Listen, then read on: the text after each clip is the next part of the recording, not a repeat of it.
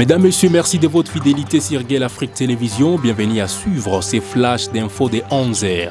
Les forces armées de la République démocratique du Congo accusent la coalition RDF-AFC-AM23 d'avoir exécuté sommairement 17 civils le dimanche 22 juin 2025 vers 18h30 au village de Munzinzi, chefferie d'Engweshe, territoire de Walungu en province du Sud Kivu. Les FARDC rapportent également l'incendie de plusieurs maisons et la fuite de la population civile terrorisée vers les positions militaires les plus proches. Les M23 n'a pas encore réagi à ces accusations. Nous suivons la situation de près et vous tiendrons informés. Et puis le président Félix Tshisekedi s'est dit ouvert au dialogue avec tout le monde en RDC. Cependant, il insiste pour que les acteurs politiques désirés d'entamer ce dialogue démontrent leur engagement en posant des actes concrets contre l'agression que subit la RDC. Cette déclaration intervient alors que les rebelles exigent le départ de Tshisekedi. La balle est désormais dans les camps des évêques chargés de faciliter une réconciliation des points de vue. Poursuivons ces flashs d'infos avec l'ancien président de la République démocratique du Congo, Joseph Kabila, a récemment fait son arrivée à Bukavu dans la province du Sud Kivu. Ce déplacement intervient après un séjour d'un mois à Goma, une ville située dans une région marquée par les tensions et les conflits armés, notamment avec la présence de l'AFC M23.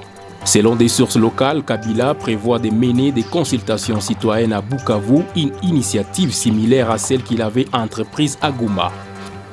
Les contenus exacts et les objectifs de ces consultations restent à préciser, mais elles interviennent dans un contexte politique et sécuritaire particulièrement délicat pour la région du Kivu. La présence de l'ancien président et ses initiatives suscitent déjà des réactions diverses au sein de la population et des observateurs politiques qui s'interrogent sur les motivations et les implications de ces consultations dans une région en proie à l'instabilité. L'évolution de la situation sera donc à suivre de près. Et pour terminer, des violents combats opposent les Wazalendo aux rebelles de l'AFC M23 dans plusieurs groupements du territoire de Walungu en province du Sud Kivu. Ces affrontements qui ont débuté il y a 5 jours, soit le 23 juin 2025, se concentrent notamment dans les groupements de Moulamba, Bourale et Rubimbi. Toutes les activités sont paralysées et les écoles sont fermées. Des tirs à l'arme lourde et légère ont été entendus ce matin, provoquant un mouvement massif de la population.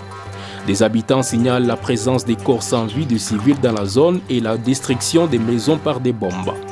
Pour l'heure, aucun bilan précis des pertes humaines n'a été communiqué.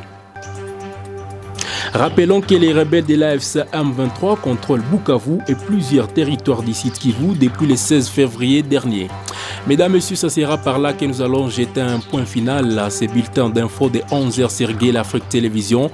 D'autres actualités restent en continu sur Guel Afrique TV.